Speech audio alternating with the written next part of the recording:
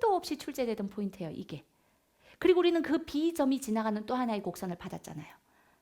맞습니까? 그래서 B점을 플러스 알파, 마이너스 알파만큼 움직인 점이야 라고 해서 첫 번째 조건에서 A점을 찾게 했으니까 A점의 XY 좌표에 더하기 알파 빼기 알파를 해서 B점을 찾아야죠. 그게 순서예요. 됐죠? 근데 B점이 누구 위에 있다? 이 곡선 위에 있다. 지금 찾은 그 B점을 그 다음 곡선에 집어넣는 거예요. 완벽하게 논리적 사고를 할 수 있도록 검수를 얼마나 촘촘히 하게 해요, 이거를. 얼마나 맛있게요? 이런 것처럼 얼마나 촘촘히 검수를 하게 해요. 이게 조건의 순서와 문제풀이의 순서가 논리적으로 매칭이 안 되면 계속 바꿔요. 밑에 있는 조건을 끌어다가 풀었을 때 더 빨리 풀린다? 그러면 계속 바꿀 수밖에 없는 거예요. 왜냐하면 우리가 어떤 사람에게 길을 가르쳐 줄 때 있잖아, 어딜 가고 싶어요? 대치역? 아니면 어디 클럽? 뭐 어디 뭐가 대치역도 클럽도 어디든지 모르겠지만 우리가 길을 가르쳐 줄 때 자 여기서 나가서 우회전을 하세요. 계단을 내려가고 엘베 앞에서 좌회전을 하시고 자, 이렇게 가르쳐 주지. 여기서 나가서 저 큰 길에서 우회전을 하게 될 거야. 근데 요 엘베 앞에선 좌회전을 해야 돼. 근데 중간에 좌회전 2번 있어? 이거 이렇게 대화를 하면 이건 논리적인 어떤 전개 과정이 아니잖아요. 그렇게 출제하지 않는다는 거죠. 그러니까 이런 이 문제랑 풀이가 착착 아기가 맞아 떨어져서 풀면서 막 희열이 느껴지는 이런 문제는 저는 평가 문제밖에 없어요. 그래서 제가 계속 아무 문제나 막 풀면서 폼을 깨지 마라 라는 얘기를 정말 많이 하는데 문제를 많이 풀면서 훈련을 하는 건 굉장히 중요해요. 그래서 우리는 언제부턴가 컨텐츠를 엄청 많이 만들어내고 있어요. 준킬러, 컨택트 뭐 어마어마하게 만들어요. 천재이루까지. 이번에 미적이 어려울 것 같아서 작년에 없었던 천재이루 그 미적 팔문학 모의고사까지 만들었거든요. 이걸 만들 때 최대한 우리가 지켜야 되는 것. 시장에 그냥 난무하는 그냥 그런 문제가 되진 말자. 문제를 위한 문제, 막 맛있는 문제 이런 거 있잖아요. 이걸 지키는 문제를 만들어주자. 그래서 우리 문제들은 저 조건의 순서를 철저하게 지키지 않으면 수학적 언어와의 소통을 해서 그 다음으로 넘어가지 않으면 안 풀려요. 그리고 지금 이런 문제가 품고 있는 이런 포인트를 우리는 수없이 제작해서 풀렸는데 이걸 풀리면 그러니까 우리가 만든 문제들은 풀면 준킬러스판 6개 중에 하나 맞췄어요. 이게 말이 돼? 뭐 이러는데 모든 문제에 여러분들이 여기서만 겪을 수 있는 수능에 가서야 보게 되거든요. 이런 포인트를. 이게 사설에는 흔히 없어요. 그러니 그런 포인트들을 담아서 문제를 만들다 보니까 우리 문제가 어렵다라고 하는데 이 개념을 제대로 알고 풀면 정말로 재밌는 문제들이에요. 그래서 이 지금 여기까지 했을 때 B점을 찾았잖아요. 그러니까 이 문제 다시 한번 보면 얼마나 순서대로 싹싹싹 되게끔 해놓은 거야. 근데 이거를 시험 시간에 왜 못 보지? 순서대로 읽는데 왜 못 봤을까? 그냥 막 섞어버리는 거죠. 그리고 못 믿는 거예요, 이 순간. 막 들이대고 빨리 풀어야지 이렇게 판단해버리는 거예요, 실전이 되면. 그러니까 폼을 평소에 잘 만들었잖아요. 그거 그대로 가져가서 천천히 푸는 게 제일 빨리 푸는 거야. 읽고 판단해서 풀면 돼. 근데 막 쌤 읽고 판단하고 하는 시간 걸리니까 막 들이대서 풀어버려. 실전에서는 그 폼이 깨지는 경우가 굉장히 많아요. 그래서 그 폼을 평소에 지겹게 미치게 더 이상은 지겨워서 못하겠어 라는 생각이 들 때까지 해놔야 아주 압박감이 큰 실전에서도 그 폼이 안 깨지고 유지가 될 수 있는 거예요. 그래서 우리가 개념 같은 거, 요 개념 이제 마무리를 해보면 이 B점을 찾잖아요. 그러면 그 B점을 어디다 넣어? 저 곡선에 넣어. 곡선에 넣죠? 그러면 이제 더 이상 풀 수 없는 방정식이 나와. 그래서 풀 수 있는 방정식을 하나 주고 자 이거는 네가 풀었지? 그러면 계속 풀 거라고 관성으로 밀겠지? 자 거기에 딱 걸려들면 너는 시간만 허비하고 22번 못 풀어. 이렇게 출제된 거예요. 요 포인트를 제가 개념 에센스 수업할 때 참 많이 얘기했는데 지수로그 방부등식 문제 이런 문제 되게 많이 나와 라고 이야기한 거 혹시 기억해요? 풀 수 없는 방정식 그걸로 발목을 많이 잡아. 내가 가르쳤던 최상희 애가 한 문제 틀려왔는데 이거 틀렸어. 6평에서 언젠가 6평 21번에도 이렇게 출제했고 풀 수 없는 방정식을 처음부터 던지는 게 아니라 이 문제는요 앞에서 살살 꼬시지 풀 수 있어라고. 그러니까 뒤에서 한 번 더 풀 것만 같지. 그런데 뒤에는 못 풀어요. 못 풀면 둘 중 하나를 해야 되거든. 둘 중 하나. 선택의 여지가 없어요. 둘 중 하나를 해야 돼. 근데 둘 중 하나가 못 풀면 그 식 자체를 그냥 대체 가능한 식으로 사용하는 거야. 얘 대신 얘를 갖다가 그냥 식으로 갖다 써볼까? 대체 가능. 그게 작수 20에 사용됐고.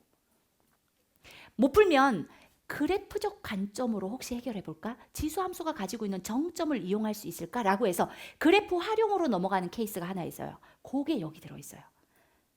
그래서 혹시 몰라서 그러니까 작수하고 똑같은 상황으로 준 게 아니죠. 작수 20번은 못 풀어. 그래서 어떻게 해요? 대체하게 해놨어, 식을. 여기는 못 풀어. 그래프적 관점으로. 사실은 이게 훨씬 클래식한 풀이에요. 훨씬 클래식하게 여러분들을 괴롭히는 방법이야. 그래서 에센스 설명할 때 요거를 그렇게 해서 여기는 그래프적 관점으로 하거든요. 아직 그 6평 반영 스페셜 에디션 안 풀어보신 분들은 그거 꼭 풀어보세요. 저희가 10번에다가 대체하는 방법으로 풀 수 있는 문제를 하나 더 만들어놨고, 그리고 22번 자리에 이와 유사하게 그래프를 이용하는 문제를 만들어놨어요. 왜냐하면 작수는 대체하는 걸로 만들었으니까. 그래서 지금 이번에는 이렇게 냈죠. 그럼 9평이나 수능에는 작수처럼 또 다시 또 나올 수 있죠. 왜냐하면 여기에 이제 시장이 막 떠들기 시작했죠. 그럼 이걸 다 모니터링 하고 있어요. 그래? 그쪽에 집중할 거야? 오케이. 이렇게. 그러니까 사실은 평가원이, 저도 지금 여기서 사교육 강사로서 이렇게 설명을 하고 이러지만 별로 좋아하지 않겠죠, 당연히. 그 왜 안 좋아하는지 모르겠어요. 실력을 다 함께 올려주는데. 근데 어쨌든 여러 가지 상황이 있겠죠. 하지만 어쨌든 우리는 모니터링 당하고 있고, 그렇기 때문에 요것이 아닌 방법으로 다시 출제가 될 수 있다. 그거를 다시 한번 반영을 해놨으니까 확인해 보시면 좋을 것 같고, 이 22번의 풀이가 방금 설명했던 게 풀 수 있는 방정식이니까 좌표를 찾아. 기울기 마이너스 1을 걸어줬잖아. 그러면 B점의 좌표는 플러스 알파 마이너스 알파야. 그리고 이게 그 다음 곡선 안에 들어있대잖아. 곡선에 집어넣어서 식을 만들어. 그랬더니 풀 수가 없는 방정식이야. 그러면 각각을 그려보니까 두 함수가 지나가는 정점으로서 B점이 확정돼라는 거죠. 하나가 증가함수고 하나가 감소함수니까 둘 다 지나가는 딱 하나의 점이 3,0라는 걸 알 수밖에 없다는 거죠. 그래서 그래프가 가지고 있는 정점이라는 특이성으로 풀어내는 거였다라는 겁니다. 그래서 요게 22번 풀이이고, 요 부분을 그동안 평가원에서 많이 사용했었어요. 되게 쉽게. 그래서 제가 에센스에 평가원이 기니디 문제 중에 이렇게 쉽게 출제한 거, 그거 에센스에 안 써. 왜냐면 요거를 에센스에 쓰면 이거 나 방정식 저거 알파에 뭐 넣으니까 딱 알겠는데? 라고 생각하면서 본인이 방정식을 풀었다고 착각을 하는 경우가 많은데, 이거 방정식 문제 아니거든? 그럼 내가 그래프를 막 그리면 쌤 눈으로 봐도 알파가 1인 거 알겠는데 왜 그래프를 그려요? 라는 반감을 사기 때문에 내가 그 문제는 안 넣어. 대신 그걸 말로 이렇게 설명해 라고 하면서 설명하는 바로 이 문제예요. 2의 x제곱은 x 플러스 1이야. 요 순간 그 말을 하거든요. 매년 똑같은 멘트를 합니다. 그러니까 개념 에센스 개념할 때 하는 이 얘기 그 잘 들어야 된다는 거죠. 그런데 이거를 기억하는 분도 있고 똑같이 강의를 했는데 어떤 분들은 금시초문이야.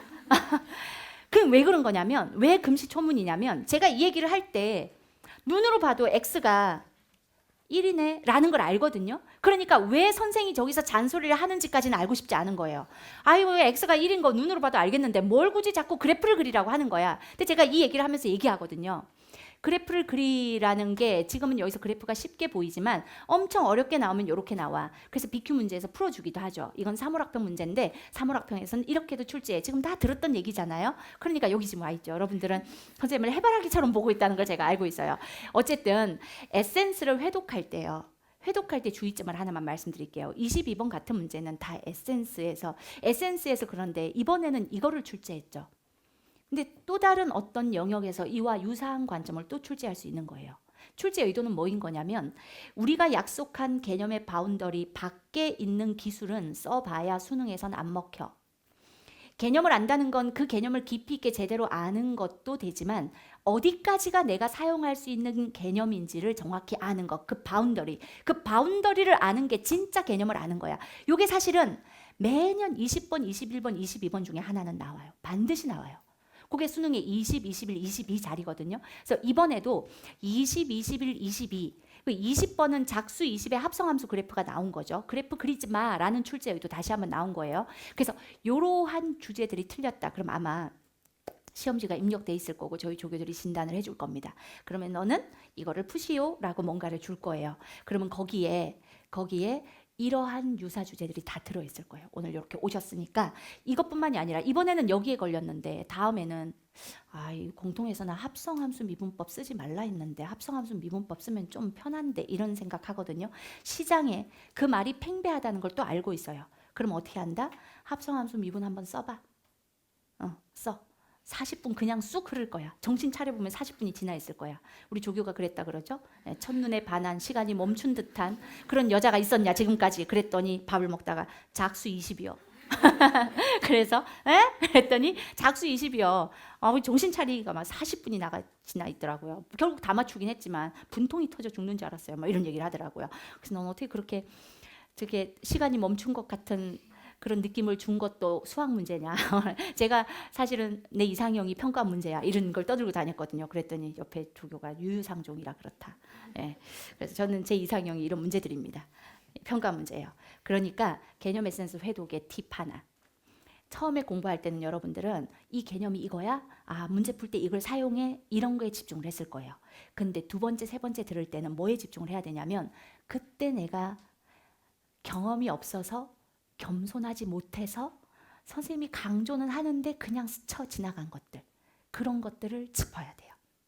문제를 풀더라도 제가 문제를 풀면 여러분들은 다 알죠. 그 기출문제 몇 번이나 풀어봤을 거야. 하지만 문제를 풀 때 왜 내가 이렇게 푸는지 엄청 잔소리를 해요. 2점짜리에서도 잔소리 하잖아요. BQ 문제 풀면서도 막 설명을 해. 이거 왜 이렇게 푸는지. 왜냐면 그게 언제든 킬로로 출제될 수 있거든요. 이 문항카드를 만들고 출제를 하실 때 평가원 교수님들은 어떻게 출제하냐면 처음에 한 20명이 모여가지고 협의를 해요. 1번에서 22번까지 각 문항에 어떤 주제로 출제할지 먼저 협의를 해요. 그때가 가장 치열한 토론 시간이에요.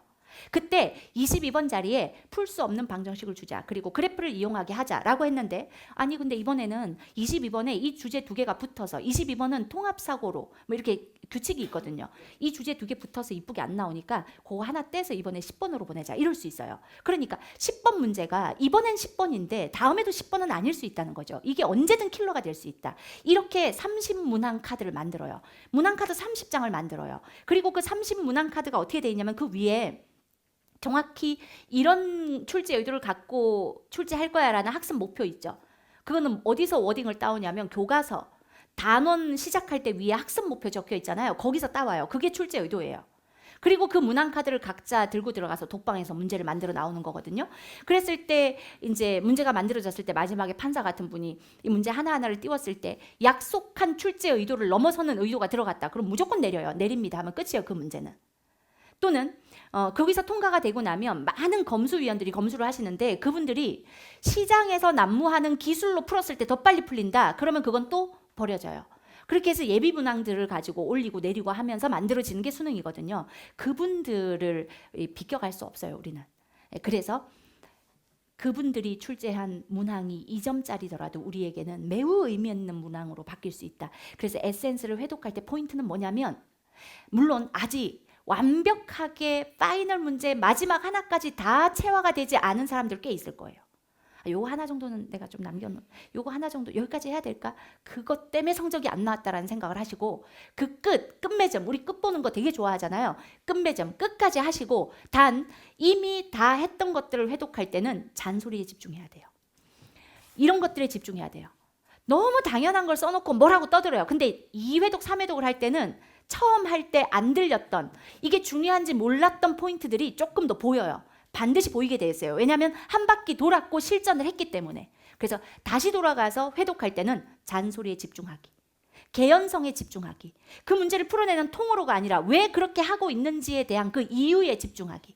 그렇게 회독을 하셔야 돼요. 아시겠죠? 그러니까 강의를 스킵하면 안 돼요. 회독은 이제 다 풀려. 다 아는 거야. 이런 회독을 하시는데 회독은 배속을 빠르게 할지라도 그때 내가 놓쳤던 잔소리를 듣기 위함이에요. 알겠습니까? 영화도 2번, 3번 보다 보면 그때 놓쳤던 대사를 끝을 알고 와서 보면 들릴 때가 있잖아요. 그래서 반드시 회독할 때는 잔소리 기준으로. 아시겠습니까? 오케이. 집중력이 좀 떨어지나요? 제가 한번 강의하면 한 2시간 반은 하는 그런 어떤 강의력을 자랑하고 있는데 조금 지루하면 제가 춤이라도 하나 출까요? 좋아하네요. 실장님이 춤이라도 출까요? 아니. 네, 하겠습니다. 자, 이 미적 선택자들이 워낙에 틀려 먹었던 이 28번. 근데 28번을 틀린 이유가 진짜 신박해요. 왜 틀렸나 보니까 이 보세요. 이계도 함수를 갖는다라고 했잖아요. 장난하는 게 아니잖아 지금 이게. 이계도를 갖는데. 근데 왼쪽 식을 보니까 식이 너무 복잡해. 에이 설마 이계도까지 구하라고 하겠어 이 식을. 아니 이계도를 갖는다는데 식이 너무 복잡해. 에이 설마 2번 미분까지 하라고 하겠어. 그게 아니라 그렇게 보는 게 아닌 거예요. 그거는 여러분들의 감정으로 그야말로 여러분들 입장에서 에이 설마 이렇게 보는 거잖아요. 근데 그때 다시 보세요. 이걸 어떻게 해석해야 되냐면 이 문제를 처음 딱 봤을 때 선생의 관점을 한번 얘기해 볼게요. 이계도를 갖는다고 야 항등식 나오면 2'까지 찾아야 돼? 라는 생각을 하죠. 2'까지 그 생각까지는 똑같았겠죠? 왼쪽 식을 보잖아요.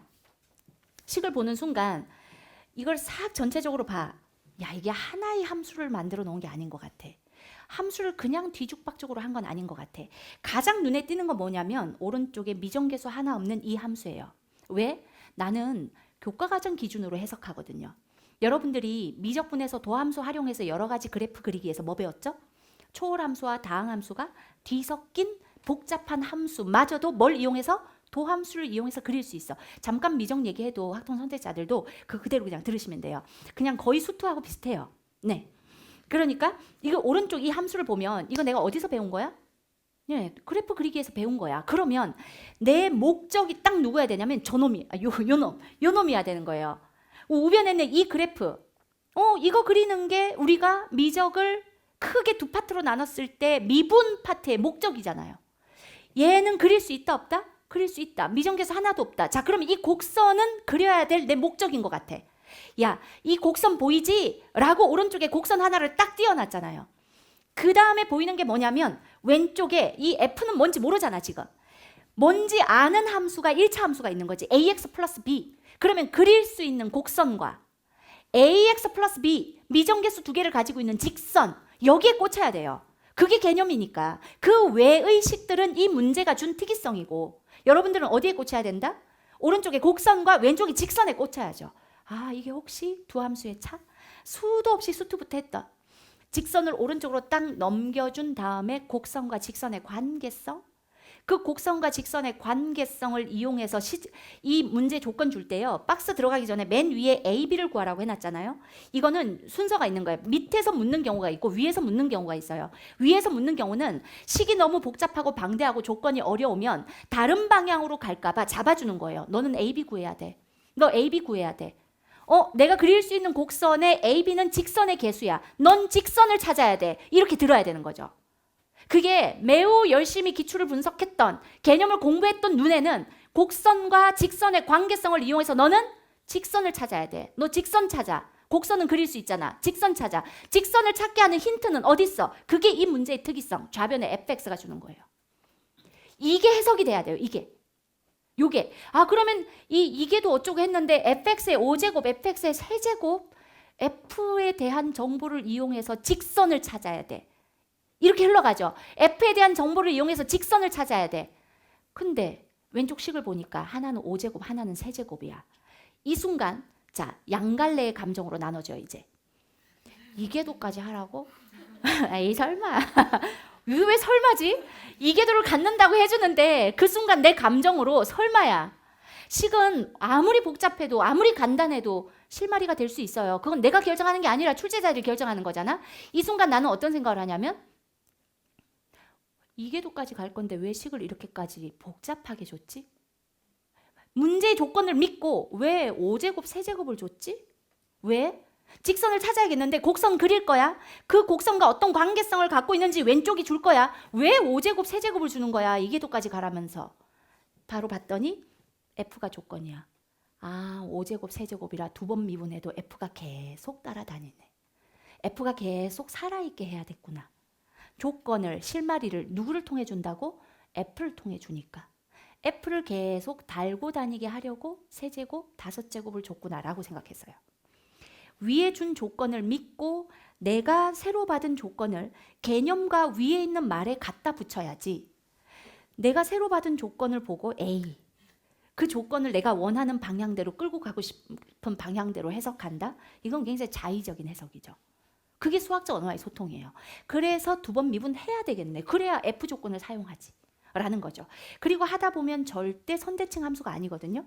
얘를 오른쪽으로 넘겨버리는 이상 선대칭 함수가 될 수가 없어요. 그런데 마이너스 3과 3을 줬어. 자, 합성함수 대충 눕혀서 그리는 자들의 눈에는 어떤 경우에 선대칭이 되는지 정확히 끝까지 해석하지 않은 사람들 눈에는 얼핏 선대칭일까? 라는 느낌. 이계도까지 풀으라고 얼핏 선대칭일까? 모든 곳에 헛짓할 수 있는 낚시가 다 깔려 있었던 거예요. 야, 이거 굳이 마이너스 3과 3을 줬네. 여기까지만 하면 선대칭 함수지만 ax-b라고 하는 점대칭 함수를 뺐는데 홀수차와 짝수차가 섞여 있는데 선대칭 함수인 거 봤어요? 안 봤잖아? 안다고 아는데도 왠지 또 숫자가 저러니까 선대칭인가? 그래서 문제에서 하라는 건 안 하고 이것도 해보고 저것도 해보고 시간을 막 허비하는 그게 목적이었던 거예요. 미적 선택자들에게. 좀 치사하긴 하지만 그렇게 미적 선택자들의 발목을 잡는 거라고요. 그렇지만 끝까지 우리가 지켜야 되는 건 개념. 너 뭐 했어? 1년 동안. 뭐 했어? 교과서에서. 미적 개센스에서 선생님이 뭐라 그랬어? 이 그래프 그리려고 앞에서부터 우린 이렇게 준비를 했어. 이제 미적 선택자들 니네는 어떤 함수를 줘도 나 그릴 수 있어. 함수 보기 전에 대답해라. 난 그릴 수 있다고. 그러니까 그려. 목적이죠. 가장 중요한 걸 출제할 거 아니에요. 그죠? 그러니까 해석은 개념을 도구로 수학적 언어의 소통으로. 내 감정? 노. 알겠습니까? 그렇게 읽고 보면요. 너무 쉬운 문제예요.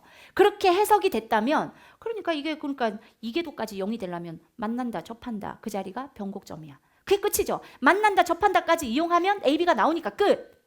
근데 왜 이게 이슈야? 라는 거죠. 왜냐하면 죽도록 개념적으로 해석하지 않는다는 거예요. 우리는 끝까지 버틴다. 개념을 도구로 문제를 풀지 않겠어. 도대체 왜? 그럼 왜 수험생활하는 거야? 개념부터 여기서 출제하기로 약속한 걸 철저하게 지키는데. 알겠습니까? 네, 그러니까 여러분들 믿으세요. 1년 동안 개념 공부했잖아. 지금부터도 또 할 거거든요. 끝까지 할 거거든. 개념은 공부를 안 하는 순간부터 빈틈이 생기기 시작해요. 특히 미적은 금방 금이 가기 시작해요. 근데 어디에 금이 갔는지 금이 가서 거기에 뭔가가 빠져나가 버리잖아요. 그럼 나는 자각할 수가 없어요. 내가 어디에 금이 갔는지. 그래서 어쩔 수 없이 계속 누적으로 복습을 하는 거야. 그러면 아 맞다 이거 내가 까먹고 있었네. 아 맞다. 잃어버리려고 하는 것을 잡아 올리는 게 누적 복습이거든요. 에센스의 회독은 계속해서 누적 복습. 일단 회독할 때 잔소리 기준으로 듣고 그 다음에 이제 진짜 더 이상 들을 잔소리가 없어 라는 게 보통 3회독하고 나면 그러더라고요.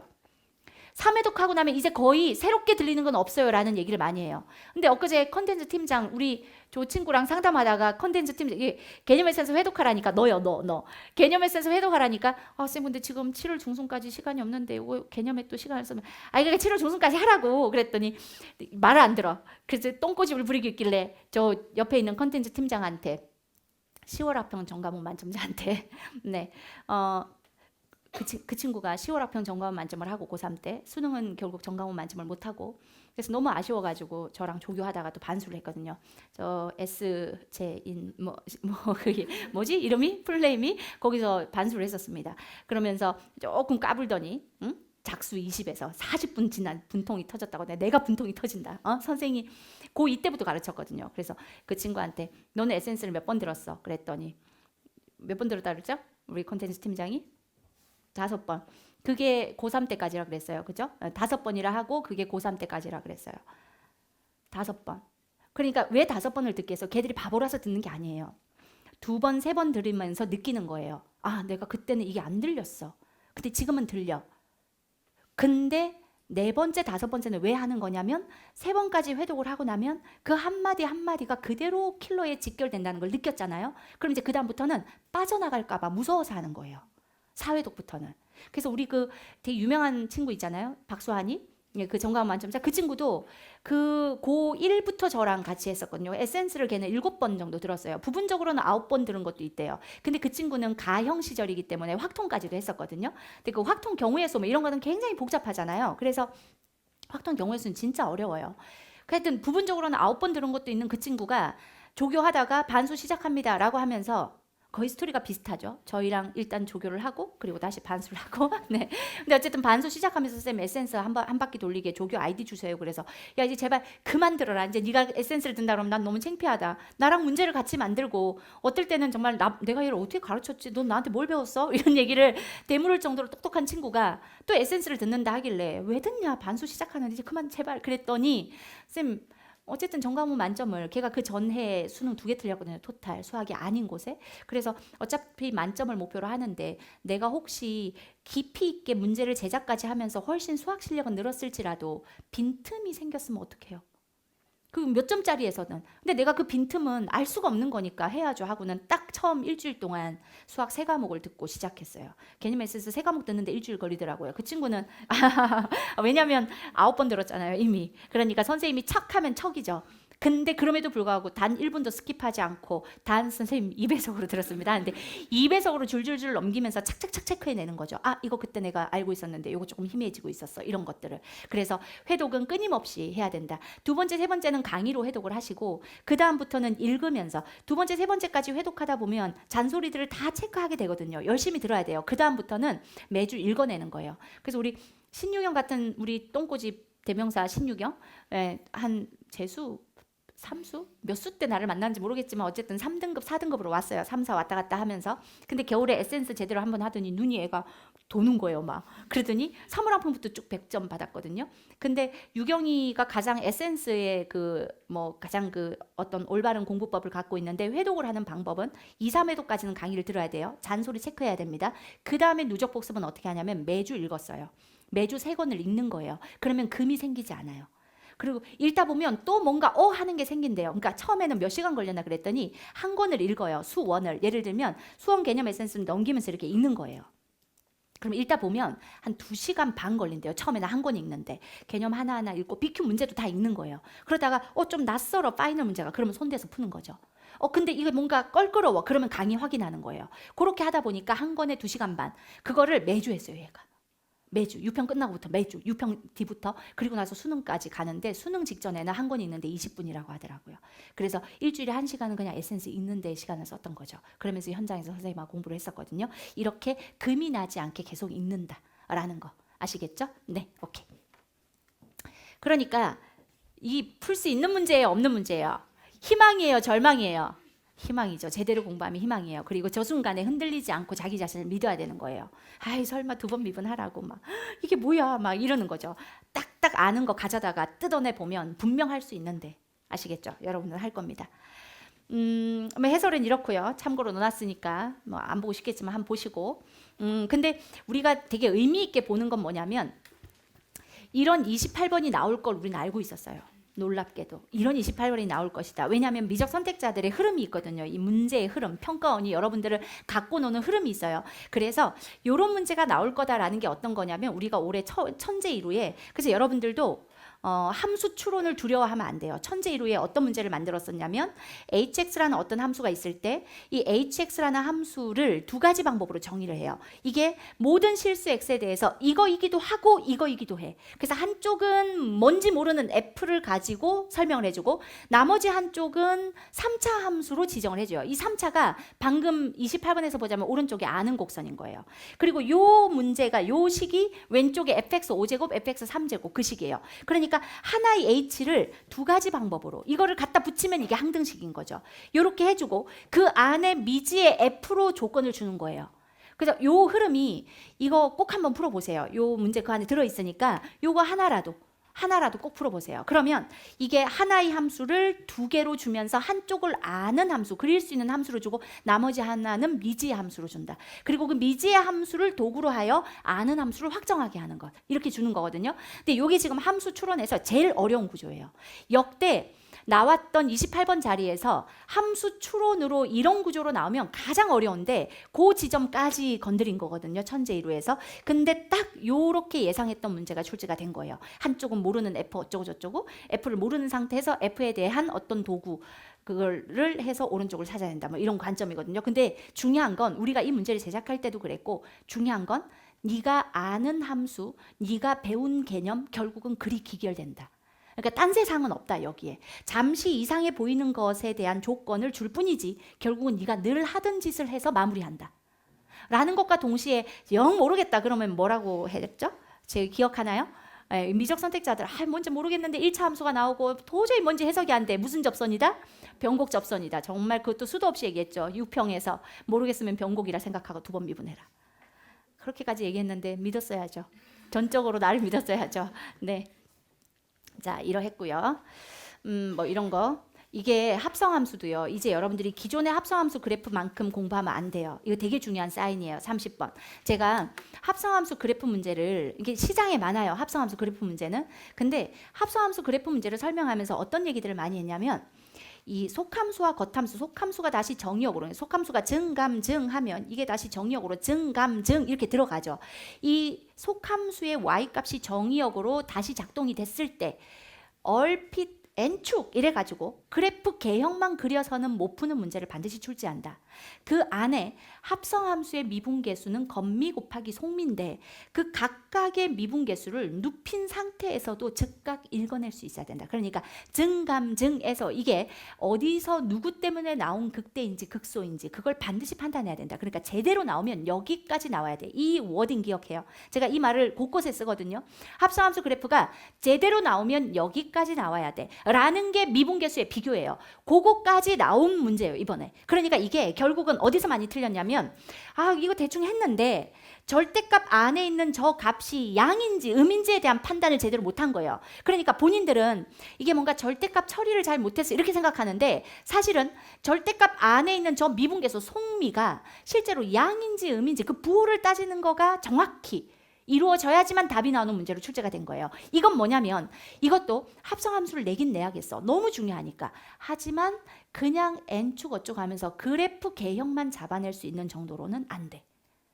정확히 건미, 속미의 관계성을 끝까지 이해해야지만 풀 수 있어. 라는 문제로 나올 거라는 거. 그래서 합성함수 그래프 문제는 까다롭게 해야 돼요.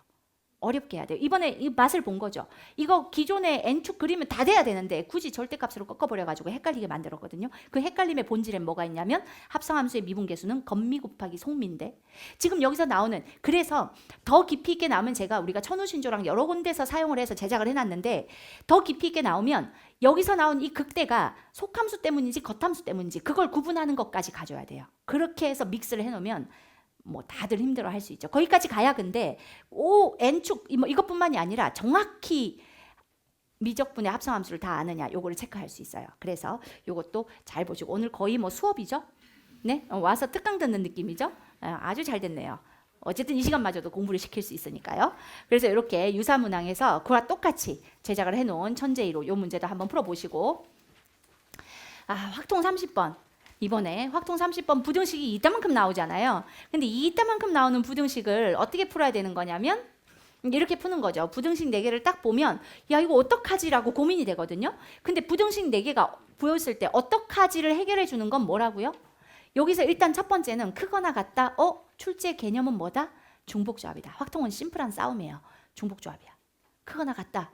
는 중복조합으로 해결해야 돼. 그런데 나 조건은 F2를 기준으로 설명했네. 이 부등식을 싹 F2를 기준으로 재정리해. 라고 해서 F2를 기준으로 왼쪽에 있는 F2를 기준으로 오른쪽에 있는 부등식으로 딱 만들어서 3개의 케이스의 각각의 계산은 중복조합을 이용해서 이렇게 딱 끝나는 거예요. 이게 문제풀이에요. 풀. 이렇게. 그래서 확통 선택자들은 확통은 세워야 돼. 라고 생각한다면 큰일 난다. 확통의 경우의 수는 왜 만들어준 단원이라고요? 세지 말라고. 그렇죠.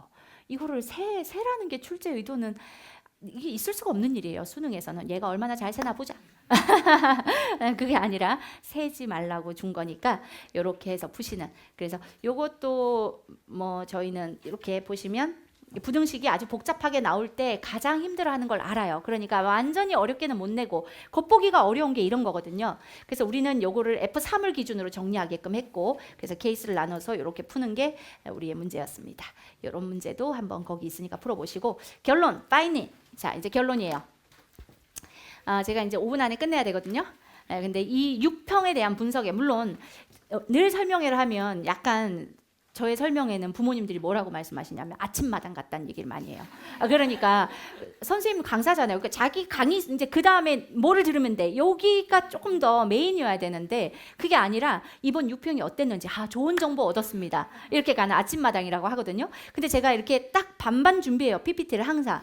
그런데 항상 앞쪽의 시간을 99%를 써요. 그리고 뒤쪽은 에이, 학원에 연락하면 다 알려주겠지. 뒤에 뭔 강의가 있는지는 이렇게. 근데 이제 오늘은 다행히 우리 조교들이 현장을 듣는다면 어떤 강의가 너한테 적합해? 라는 걸 어제 우리가 기준을 만들었어요. 시험지를 가지고. 그리고 본인들의 수강 이력까지 반영해서 얘기를 해줄 거라 조금 더 제가 안심이 되긴 하는데, 근데 어쨌든 가장 중요한 건 유평은 그런 거였다라는 거죠. 가장 많이 틀렸던 22, 28, 29, 30 다 그런 거였어. 그런 거는 뭐야? 개념 제대로 알고 그걸 가지고 제대로 훈련을 한 사람들은 반드시 풀 수밖에 없는 문제들이다. 절대 딴 세상에 나오지 않는다. 그러니까 제가 이 유평 해설을 하는 걸 아마 여러분들이 전문학 해설을 들었겠지만 제가 주요 문학만 하지 않는 건 그 외의 빅킬러 자리에 나온 그 주제가 다음에는 22번이 될 수 있기 때문이거든요. 물론 내 수강생들이 다 주요 문학만 틀리는 건 아니라 그런 것도 있어요. 가끔 와서 쌤 저는 이 빅킬러를 이렇게 풀었는데, 근데 중요한 건 빅킬러는요 정확하고 빠르게 풀어야 돼요. 빅킬러가 나한테 해줄 수 있는 건 중킬러 킬러를 풀 수 있는 시간을 확보해 주는 거거든. 정확하고 빠르게 풀어야 되는데 생각보다 빅킬러 풀 때 정확하고 빠르게 못 푸는 경우가 많아. 특히 매우 매우 신기한 정답률을 기록하는, 어제도 내가 시험지 보면서 몇 번 웃었는데 본인 시험지일 수도 있어요. 여기 띄우려다 내가 참았네. 8번 틀린 자들, 와 생각보다 많아요. 8번이 뭐였을까요? 삼각함수의 부호 틀린 자들. 그게 그 시대 제종에서는 어떤 데이터까지 만들었냐면요, 거기 잘하잖아요. 그러니까 13, 14, 15 이런 중킬러 자리는 정답률이 항상 90% 이상이야, 서바에서. 근데요 그 삼각함수 그거 있죠? 그거는 항상 80% 전후예요, 정답률이. 그 쉬운 문제가. 그러니까 그게 되게 미스테리한 데이터라고 해요. 근데 난 미스테리하지 않아요. 그러니까 여러분들이 어떻게 공부를 했다는 거냐면, 마지막으로 수학 강의 하나만 할게요. 자, 집중! 정신 차리고 들어야 돼요. 자, 삼각함수 그래프 그리기 전에 뭐 있죠? 삼각함수를 위한 준비 과정 있죠. 거기서 수학자들이 x축이라는 실수축에다가 사인, 코사인, 탄젠트 함수를 그려야 되기 때문에 각이라는 것을, 각이 정의역이어야 되니까 각을 실수화하는 호도법이란 개념을 만들었고, 근데 실수화는 했는데 그 실수 정의역 축이 플러스 마이너스 무한대까지 있으니까 내 머릿속에 각은 한 바퀴 다 돌려도 360도인데 플러스 마이너스 무한대 각이 나와야 되니까 각을 확장시키는 일반 각의 개념을 만들었고, 그래서 좌표 평면에 동경, 움직일 동경을 돌려가면서 플러스 무한대에서 마이너스 무한대까지 각을 정의했고, 그러다 보니까 마이너스 700도에 대한 사인 값을 정의해야 되는데 직각삼각형에서는 정의가 안 돼. 자, 이게 포인트예요. 직각삼각형에서는 마이너스 700도에 대한 사인 값 정의할 수가 없어. 그래서 고등부 교과 과정에서 뭘 만들었죠? 좌표 평면에서 좌표로 사인, 코사인, 탄젠트를 만들었어요. 그러니까 우리가 이 고등부 교과 과정에서 묻는 사인, 코사인, 탄젠트는 좌표 평면에서 찾아야 돼. 그래야 실수를 안 해. 귀신같이 알아요. 어떻게 내면 풀마가 헷갈릴지. 좌표 평면에다 그리는 사람은 절대 틀리지 않아요. 아, 난 지금도 안 틀려.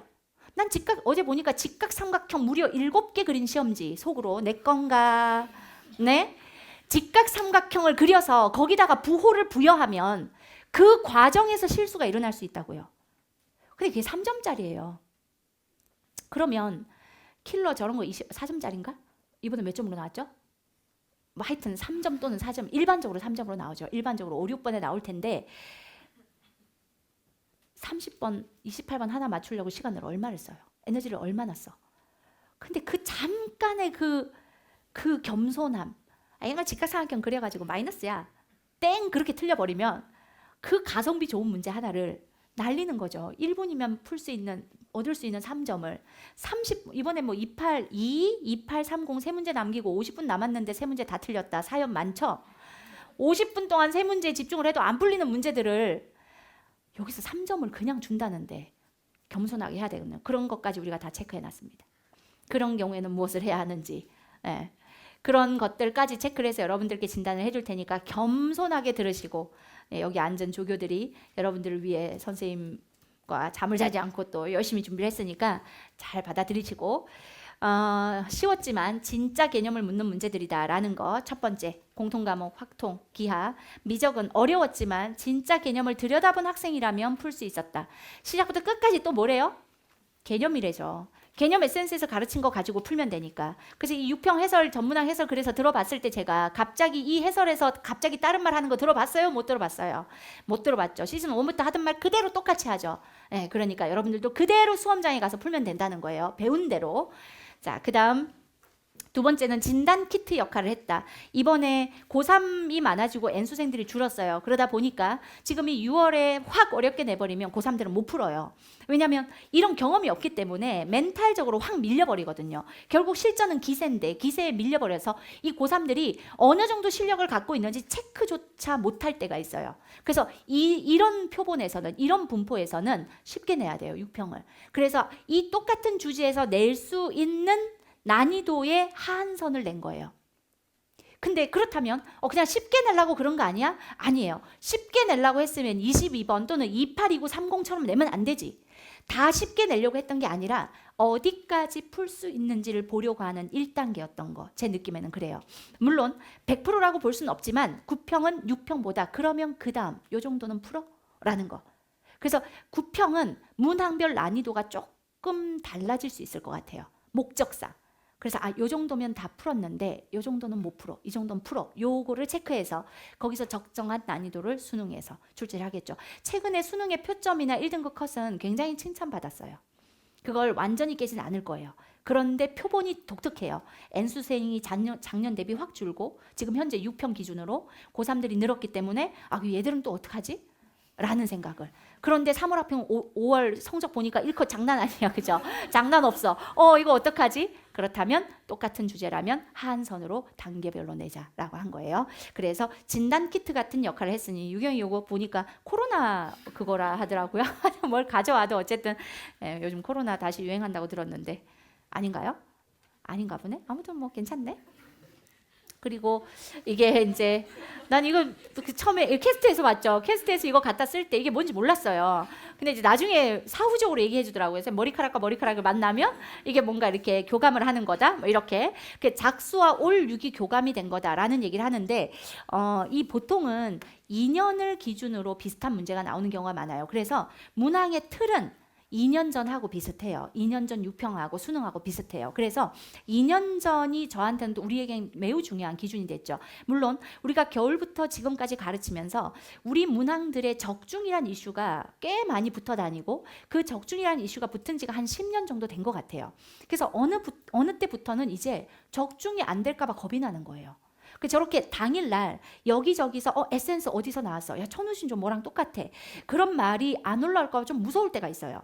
근데 이제 끝까지 우리가 믿는 건 뭐냐면 적중이라는 그런 기적 같은 일들은 최선을 다한 사람한테 또는 가장 열심히 한 사람한테 주는 선물이라는 걸 믿어요. 그래서 올해 내가 제일 열심히 하자. 그럼 되는 거야. 오직 그것만 믿고 하거든요. 그리고 내 수업을 듣는 여러분들이 가장 열심히 해주면 그럼 우리가 제일 잘할 거야. 그야말로 정말 티모로세가 어떻게 이렇게 잘해? 여기는 왜 이렇게 메가도 놀래요? 어떻게 이렇게 분포가 1, 2, 3등급이 대부분이지? 처음에는 안 그랬거든요. 근데 6평 결과 거의 1, 2, 3등급이 된 거죠. 이게 뭐야? 라고 했을 때 애들이 제일 열심히 했어요. 정말 열심히 진짜 공부하는 애들이야, 얘들은. 그런 대화를 했었거든요. 그러면 그래서 이 얘기는 이제 왜 한 거냐면 그래서 근데 작수 분석을 유난히 열심히 했어요, 올해. 왜냐하면 작수가 여기까지는 쓰면 안 돼, 여기까지만 써야 돼, 이런 게 유난히 많았어요. 그래서 그 작수를 데이터로 아마 사용했을 거예요. 그래서 올해 우리가 겨울부터 지금까지 여러분들을 끌고 간 방향성이 맞았다. 6평이 맞으면 수능이 맞는 거거든요. 그래서 우리가 준비한 이미 하반기에 컨텐츠들을 많은 부분 준비하고 있는데 요 결이 그래도 맞는구나라는 다행스러움. 그리고 작수, 장육, 요 작년의 흐름이 굉장히 좋았는데 문항들이 되게 좋았어요. 작년에. 그 작년 문항들, 교육적 모의고사까지 좋았어요. 작년엔. 그래서 그 모든 문항들을 같이 통합해서 하반기 컨텐츠를 만들어 줘야겠구나라는 여러분들 입장에서는 이 기출을 분석한다는 게 굉장히 중요하구나라는 걸 다시 한번 깨닫게 해주는 시험이었어요. 느꼈든 못 느꼈든. 네, 그래서 지금부터 7월 중순까지 여러분들은 기적을 위한 시작하셨죠? 이제 마무리할게요. 이제 이 뒤는 뭐 대충 우리 강의 얘기니까 이거 들었습니까? 안 들었습니까? 6평2 수능 원데이 분석 특강. 아직 못 들으신 분들은 꼭 들으세요. 이거 교재를 PDF 파일로 올려놨어요. 그냥 여러분들 다운로딩해서 들으면 돼요.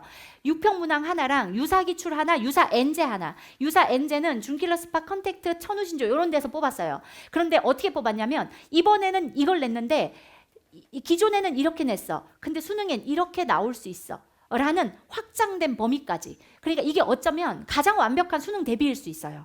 그래서 정말 열심히 또 이 어떤 적중의 관점으로 만들었기 때문에 원데이 분석 특강 자료 다운로딩해서 풀어보시고 그 해설 강의를 들었다 할지라도 이 한 강 자체를 그냥 들으시면 돼요. 그리고 스페셜 에디션, 6평 반영 스페셜 에디션 이런 경우는 어떻게 만들었냐면 아까 얘기했듯이 22번 문제가 풀 수 없는 방정식에서 우리가 해야 되는 두 가지 행위 중에 하나를 하게 했어요. 그럼 나머지 하나가 나올 수 있잖아. 그런 건 10번에다가 만들어 놓고 10번이 이번에 무슨 문제였냐면 그냥 선대칭 함수라 굉장히 쉬운 거기다가 접목을 시켜놨어요. 그러니까 전부 다 하나씩 업된 상태.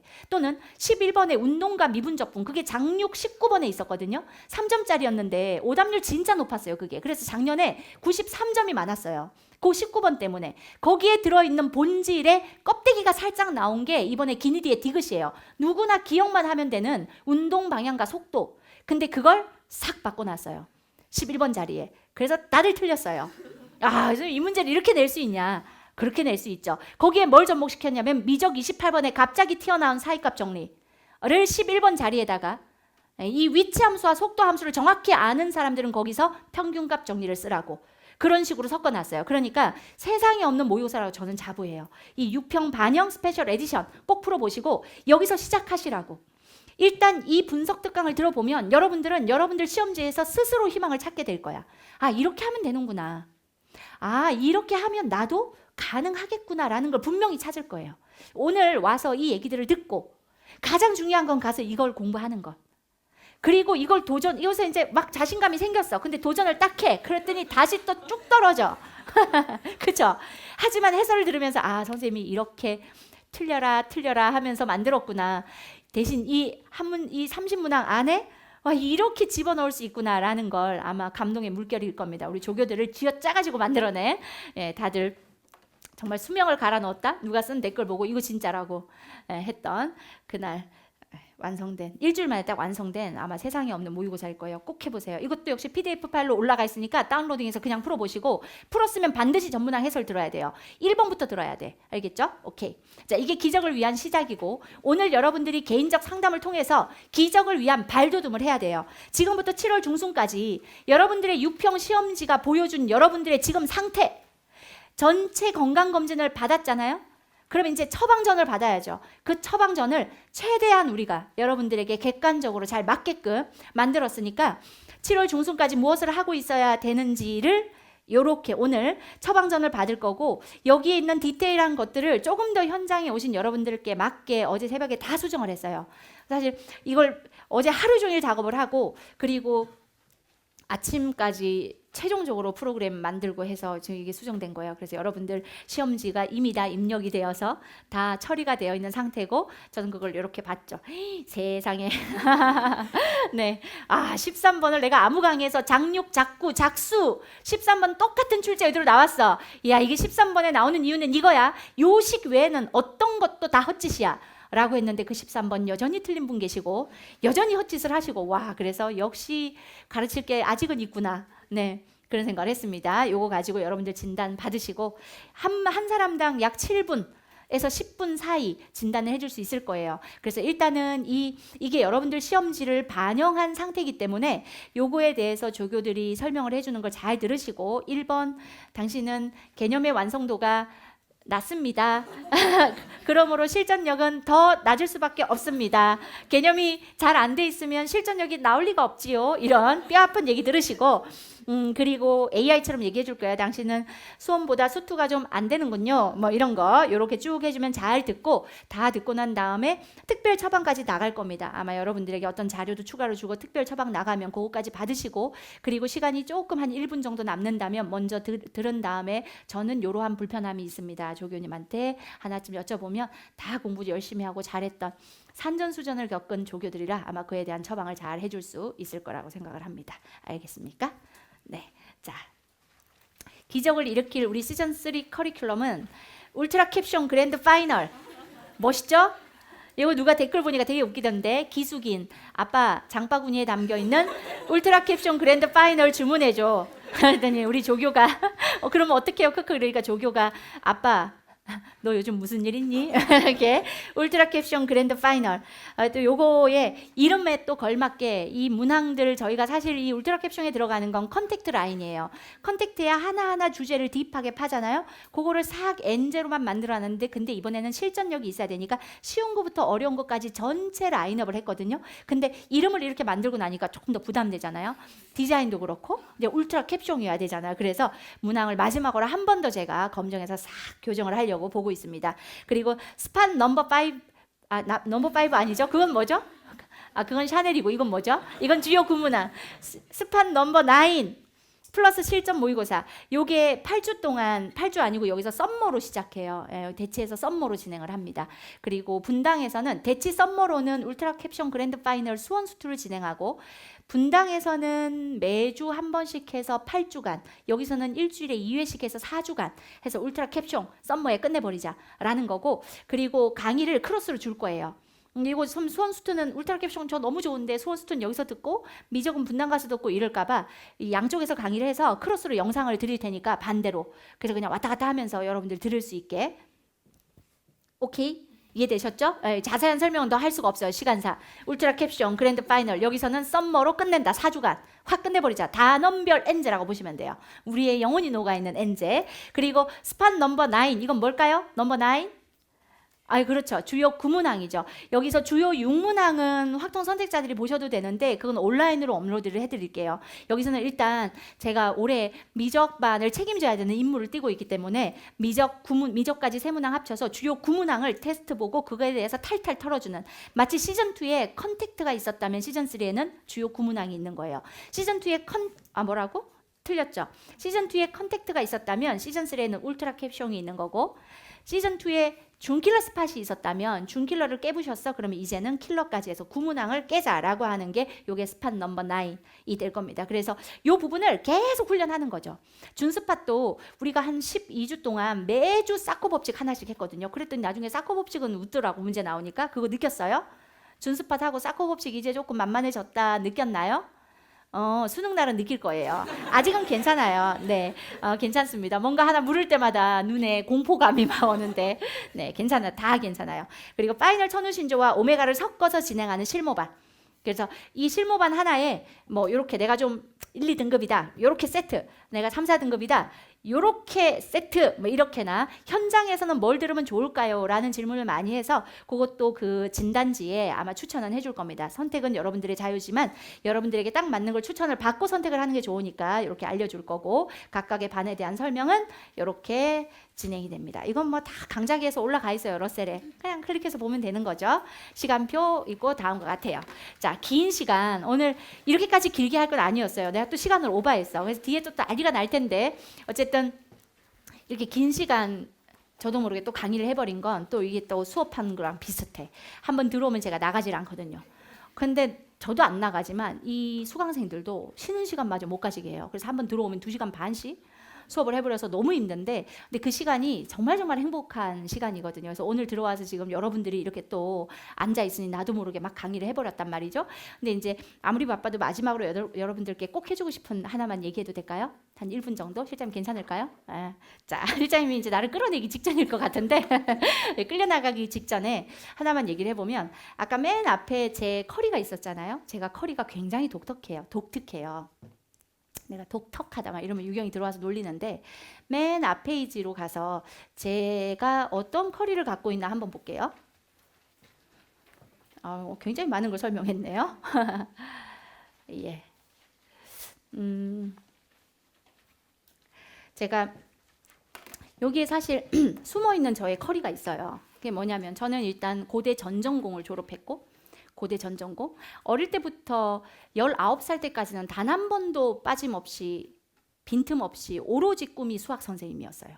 그래서 초등학교 때부터 이렇게 친구들 앉혀놓고 수업하고 막 이런 게 굉장히 익숙했고, 중학교 때가 돼서는 이제 처음엔 초등학교 때는 한 명씩 1대1로 가르쳐줬는데, 중학교 때부터는 야 네가 설명하면 이해가 너무 잘 돼, 수학이 재밌어 라고 얘기를 해서 그럼 이제 한꺼번에 효율적으로 하자 해서 앉혀놓고 수업을 하기 시작했고, 이제 고등학교 때는 계속 이제 고등학교 수학은 어려워지잖아요. 그러니까 공부를 하고 있으면 항상 질문을 하니까 이 친구들한테서 질문을 받다 보면 그때는 저는 시골이기 때문에 학원이 없었어요. 그러니까 질문을 할 수 있는 사람이 학교 선생님밖에 없는데 선생님들은 대부분 이해가 안 되면 외워 막 이렇게 말씀하시니까 그래서 제가 그때 질문을 받다가 한 번도 그 시험 범위를 다 공부를 해본 적이 없어요. 그러니까 앞에 공부하고 있는데 질문을 받다 보면 그 뒤에 공부를 다 못하는 거예요.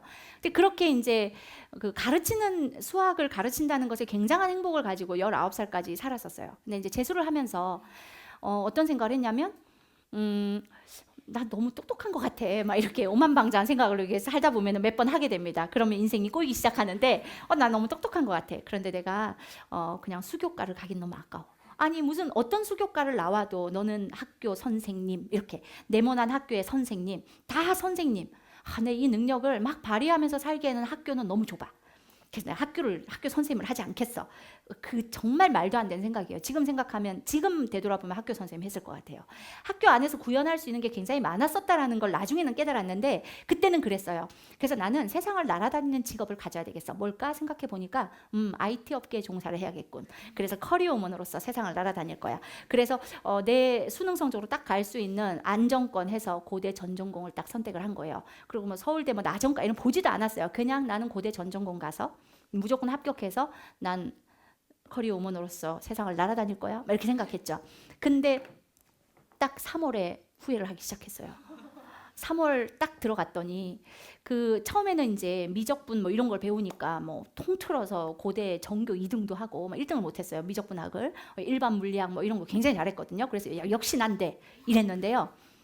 그런데 이제 전공 과목이 시작되면서부터 이 기계를 통해서 인간에게 주고자 하는 그 혜택이라는 것이 내가 원하는 내 삶과 너무 안 맞는 거예요.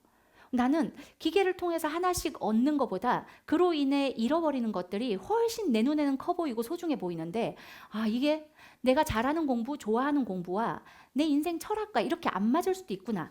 근데 어떻게 이미 재수까지 해서 우리 엄마 아버지는 시골에서 농어촌에서 어부시고 농부시거든요. 그 고생을 시켜놓고 동네에서 이렇게 버스 타면 다 아는 거 있죠. 너가 누구 딸이구나 뭐 이렇게. 그러면은 뭐 공부 좀 한다더니 시골에는 말도 엄청 많아요. 지금은 여러분들은 뭐 7, 80%가 재수를 하고 뭐 이런 어떤 동네에 살고 있지만 분당은 재수하는 비율이 80%거든요. 분당에 살고 있는데 근데 그런 세상에 살고 있지만 제가 어릴 때에는 그 시골에서 뭐 재수? 무슨 여자애를 재수 막 이랬던 시절이에요. 그래서 그 부모님을 거기다 놓고 제가 도망 나왔거든요. 이 짐 싸가지고 엄마 나 버스표 하나만 이렇게 해서 서울로 도망을 와서 서울에서 직장을 다니고 있던 큰 오빠한테 가서 오빠 나 재수하러 왔어. 오빠 사는 방에 가가지고 그래서 제 재수 생활이 시작이 됐고 그 집에서 도망을 나왔기 때문에 그 부모님들은 이제 네 딸 어디 갔어? 뭐 이러면 그러니까 공부 좀 한다더니 뭐 별거 없네. 뭐 이런 어떤 그런 버스 타면 누구 딸인지 다 아는 그런 세상 속에서 부모님을 고통 속에 놓고 저는 와서 이제 재수를 했던 거기 때문에 고대 전전공 들어가서 이게 나랑 안 맞는다는 걸 깨닫고 나서 어쩔 수 없는 거죠. 내 나이 30까지는 부모님을 위해 살아야 돼. 최소한 나 너무 고생을 시켰잖아. 마음고생을. 그리고 그 없는 집에서 어쨌든 이런 어떤 힘든 걸 했으니 나 그냥 내 인생에 뭐 인생 한 100년 넘게 산다는데 뭐 한 30살까지는 부모님을 위해 살자. 부모님이 조금 행복할 수 있게 살자. 이런 생각으로 살았던 것 같아요. 근데 어쨌든 안 맞았다는 거죠. 그러다 보니까 인생이 결국은 선생을 처음부터 했어야 됐어요. 그러니까 제 길이 굉장히 이게 순환이 많았는데 여기서 이제 삼성에 들어가서 되게 힘든 개발 연구원을 했는데 그 삼성 종합기술원 이런 데서 막 팀을 이뤄서 굉장히 멋지게 일을 하는 중에 매일매일 고통스러웠어요. 이게 나랑 안 맞는 거예요, 이 일이. 그 일을 잘하고 못하고의 나는 너무나 별개라는 걸 알았어요. 이게 하루하루가 재미가 하나도 없어. 근데 이 일을 내가 지금부터 몇십 년간 해야 된다 생각하니까 끝나고 집에 와서 기숙사에 누우면 잠이 안 오는 거예요. 이거 몇 년이나 버틸 수 있을까? 이렇게. 그러다가 그 프로젝트가 다행히 어떤 컨설팅 회사랑 연결이 돼서 그때 제 재능을 알아본 그 컨설턴트가 컨설턴트를 한번 해보는 거 어떠냐. 그래서 한국능률협회 컨설팅 회사. 그때 IBM이랑 아마 두 개가 양대 산맥이었는데 컨설턴트를 하려 하는 그때 저는 이미 그냥 선생이 아니면 의사가 되고 싶었거든요. 둘 중 하나거든요. 그래서 한의학을 공부해야지 해서 경희대 한의학과 대학원에 합격을 해놓은 상태였어요. 그런데 이제 그 9개월 정도 한 텀이 있었어요. 그래서 그 시간 동안 능유럽의 컨설팅 회사에서 컨설팅을 배웠어요. 그게 왜 했냐면 저는 시장이 되게 궁금했거든요. 늘 공학만 했기 때문에 시장에서 이 시장을 움직이는 힘은 뭐지? 근데 그게 기획이고 마케팅 쪽이었기 때문에 그거를 잠깐 경험하고 한의학을 했죠. 근데 한의학 대학원을 다니고 있는데 등록금을 벌어야 되잖아요. 저는 항상 제 인생을 제가 만들었거든요. 근데 아르바이트로 주 3일 일을 하는데 강의를 하는데 그 학원 원장님이 밖에서 강의만 들으면 저한테 학원 합시다. 나랑 학원 5년만 합시다. 매일 꼬셔요. 그냥 저는 한의사일 겁니다. 한의사 이제 이 하향 산업이고 이제 저랑 병원 딱 5년만 하면 병원 학원 5년만 하면 병원 짓는다 하면서 막 저를 꼬셔요. 그래서 저는 아무리 한의학이 하얀 길이어도 세상에 마지막 하나 남는 한의원이었다면 그건 제가 하는 한의원일 거고 미국의 대통령이 헬기 타고 나한테 침 맞으러 오는 그런 한의원을 만들 테니까 내 꿈에 대해서는 건드리지 말라 했거든요. 근데 이게 너무 좋아하는 거야, 학생을. 지금도 내려가질 않잖아요. 지금 이제 아마 조교들을 시간 보면서 이 쌤 어떡하라는 거예요. 지금 막 애가 탈 텐데 여기 실제 그렇대요. 근데 이 한의학을 이제 그 한의학을 하면서 강의를 하면서 계속 이쪽으로 끌리는 거예요. 그래서 그걸 한 6개월 정도 매일 꼬심을 당하다 보니까 오케이, 그렇다면 내가 이 강사계에서 한획을 긋겠다. 그래서 그때 당시 일타였던 신문에 일타라는 표현이 그때 제가 강의를 시작할 때 막 있더라고요. 그 신문 스크랩을 딱 해놓고 요만큼은 내가 해봐야지 라고 시작을 했었고, 그때 강의를 시작한 이후부터 한 번도 저는 제 꿈을 내려놓은 적이 없어요. 그래서 매 순간의 저의 선택은 제 꿈을 향해 가는 데에 합당한가 아닌가, 그게 기준으로 선택을 하고 있어요. 그래서 이걸 누가 알아주고 안 알아주고는 상관이 없어요. 어쨌든 저는 시작할 때 제 꿈을 향해 지금도 여전히 가고 있고, 그런데 단 하나 제가 내려놓지 않았던 본질이, 이 교단에 올라와서 내가 하는 강의는 이 강의를 하는 순간 전까지는 내가 만드는 내 강의지만 하는 순간부터는 여러분들의 인생이 바뀔지도 모르는 여러분들의 강의잖아요. 그러니까 강의의 진실, 강의의 본질, 그건 건드리지 말자. 근데 그렇게 진실과 본질을 향해서 가는 길이 아무리 힘들지라도, 그러다가 그게 내 꿈과 결이 안 맞아서 내가 그걸 내려놔야 되는 순간이 올지라도, 그래도 내가 내려놓지 말아야 되는 건 여기 앉아있는 수강생들, 이 수험생들, 20살, 21살 이 청춘에 제가 3살, 4살 걸어다니는 꼬맹이들보다 사실은 여러분들 나이대가 훨씬 이쁘다는 얘기를 정말 많이 했었는지 작년부터 이 여러분들의 눈이, 이게 여러분들의 모습이 어쩌면 이 어린 그 나이의 마지막 얼굴이에요. 그리고 어른이 시작되는 얼굴이 있어요. 제가 수학 수업을 하다 보면 어떤 순간에는 완전 개구장의 얼굴이 나와요. 여러분들 표정에서. 또 어떤 순간에는 완전 어른 같은 얼굴이 나와요. 그게 교집합으로 싹 벗어나지는 마지막 순간에 제가 보는 거잖아요. 전 영광이라고 생각해요. 이 여러분들이 앉아있는 이 모습 하나하나가 이 시간을 제가 함께 한다는 게 저는 너무너무 소중하고 영광이라 생각하고, 그 어떤 꼬맹이보다 전 여러분들이 이쁘다고 생각해요. 그래서 부모님들한테 가만히 둬도 너무 예쁜 애들 너무 들볶지 마세요라는 얘기를 하는 게, 제가 이 산전수전을 얘기하는 이유는요, 사람은 이렇게 다 다른 길로 가요. 제가 이렇게 강의할 줄 알았으면 저는 수교과 갔으면 참 좋았겠죠. 서울대 수교과 또는 서울대 수학과라도 가서, 그때는 그런 어떤 자연과학대가 별로 높지 않았었어요. 그 당시. 지금은 잘 모르겠지만. 그래서 여기서 아니면 처음부터 러셀을 그냥 했었더라면. 처음부터. 근데 제가 이 과정에도 되게 말할 수 없는 많은 일들이 있었어요. 그래서 러셀의 강의를 깔았다가 강의를 뺄 수밖에 없었고, 그런 어떤 인연으로 너무 힘든 것들을 많이 겪었고, 제가 모르는 제 이야기가 너무 많이 떠돌아다니고, 제가 아까 말씀드렸듯이 그게 진실이 아니면 하나도 안 무서운 거죠. 그래서 시대 제종에 가서 시대인재에서 정말로 그 강사들이 하지 않는 모든 강의는 제가 했었어요. 저는 기하, 확통, 미적을 다 했었거든요. 그래서 확통할 사람이 없어서 선생님 확통해주세요. 확통하고. 기하할 사람이 기하하고, 이 3과목을 다 강의하고 그 와중에 온라인 커리큘럼을 만들어서 온라인 커리를 끌고 가고 하면서 저는 정말 물리적으로 죽을 뻔했어요. 체력적으로 죽을 뻔했어요. 근데 그 모든 시간을 저는 어떻게 겪었냐면, 내가 내 커리를 끌고 가면서 온라인 강사가 쇼컷을, 서바이벌을, 브릿지를 이거를 5년 동안 탈탈 털어서 강의할 수 있는 기회가, 이거는 지금 나한테 교실 문 열고 너 들어가서 강의해 이런 강압적 상황이 아니라면 이거 분석해서 강의하고 밤에는 온라인 촬영하고 있을 수가 없는 일이에요. 저는 현장에서 서바이벌 가지고 강의를 했었거든요. 5년 동안. 그러면서 저는 뭘 알아버렸냐면 이 수험생들에게 정말 좋은 콘텐츠가 뭔지를 보는 눈이 생긴 것 같아요. 그러니까 적중이나 또는 평가원적 관점은 EBS부터 만들었던 거지만 이 산전수전을 겪으면서 많은 경계를 받고 여기도 들어가서 첫 특강에 제가 300명이 모였어요. 그때부터 저는 이루 말할 수 없는 것들을 많이 겪었거든요. 근데 단 한 번도 해서는 안 되는 짓을 한 적이 없어요. 왜냐하면 해서는 안 되는 짓, 아무리 사소한 거라도 그걸 안 하고 일타가 되는 걸 저는 여러분들한테 꼭 한번 보여주고 싶었어요. 그래서 끝까지 지켜요. 너무 오랫동안 옆에서 지켜본 사람들은 야, 너도 그런 거 한 번쯤은 할 수 있는 거 아니냐? 아니, 난 그거 안 해. 내가 끝까지 해서는 안 되는 걸 안 하고 이긴다는 걸 내가 한 번은 내 수강생들한테 보여줄 거야. 왜냐면 얘네가 이제 세상을 시작하는 애들이야. 그러니까 내가 부끄러운 짓을 할 수가 없어. 라고 해서 지금까지 그걸 버티고 있고, 그런 많은 걸 겪으면서 또 이거 자의가 아니었어요. 저 오르세 학원을 맡아서 운영하는 건 타의였어요. 근데 그럼에도 불구하고 했어야 했기 때문에 죽으라고 했고, 그렇게 메가스터디를 지키면서 제가 아까 그랬죠. 정말 러셀에서 강의하고 싶었다고요. 진짜 이렇게 강의만 하고 싶었거든요. 근데 올해 드디어 그게 이루어진 거예요. 제 모든 걸 다 바치고 나서 이 긴 시간을 흐르고 제가 어느 날 책꽂이를 딱 봤는데 언젠가 사놨던 책꽂이에 책 이름이 딱 보이는 책등에, 그게 뭐였냐면 네가 가는 길이 꽃길이다라는 문장이었어요. 네가 가는 길이 꽃길이다. 제가 이 살았던 강의 인생을 되돌아보면 너무너무 산전수전을 겪어서 뭐 인생은 다 그래요. 쉬웠던 강사는 없었을 거예요. 근데 와, 나는 어떻게 이렇게 했지? 난 어떻게 이런 일을 겪었지? 라는 것들이 너무 많은데 그 순간순간 저는 언제나 초긍정 마인드가 있기 때문에 야, 이 기회에 나는 이걸 경험해봤잖아. 난 이 기회에 이걸 경험해봤잖아. 그래서 지금 저는 세상 어떤 것도 무섭지가 않은 게, 나는 평가원을 나만큼 잘 아는 사람 난 없다고 생각해. 다른 강의를 들어도 기출을 해설은 선생님 거 들어요 라는 친구들이 굉장히 많고, 근데 나는 있잖아, 시장을 뒤흔드는 콘텐츠로 강의를 해봤어. 그 와중에. 그래서 나는 사설 문제들이 어떻게 만들어지는지 그 시작부터 끝까지를 알아.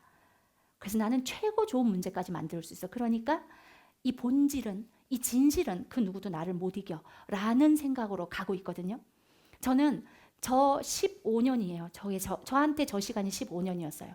저 15년의 시간이 아니었으면, 강의를 처음 할 때부터 강의만 했다면 여기저기서 전화가 오는, 전 정말 제가 강의로 오는 신인 줄 알았거든요. 그 오만방자함을 긁어서 나중에는 내 자신조차 없어지는 듯한 고통을 겪는 시간까지를 버티면서 전 얻은 게 너무 많은 거예요.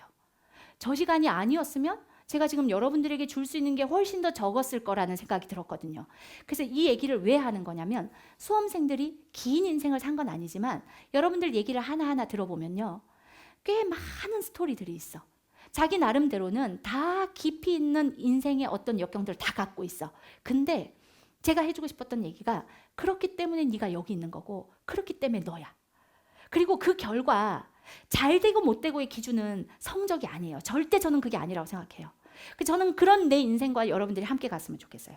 그래서 여러분들에게 꼭 해주고 싶었던 얘기가, 여러분들이 가는 길이 꽃길이에요. 여러분들이 선택한 그 길이 꽃길이에요. 오랜 세월이 지나 보면 야, 얘는 잘 됐고 얘는 못 됐고 얘가 더 잘했고 얘가 못 했고, 이거는 세상의 평가고, 여러분들이 오늘 하루하루를 진짜 행복하게, 진짜 의미 있게, 그리고 거울 앞에 섰을 때 너무너무 내가 나를 자랑스러워할 수 있는 그런 하루하루, 그런 삶, 그걸 살았으면 좋겠어요.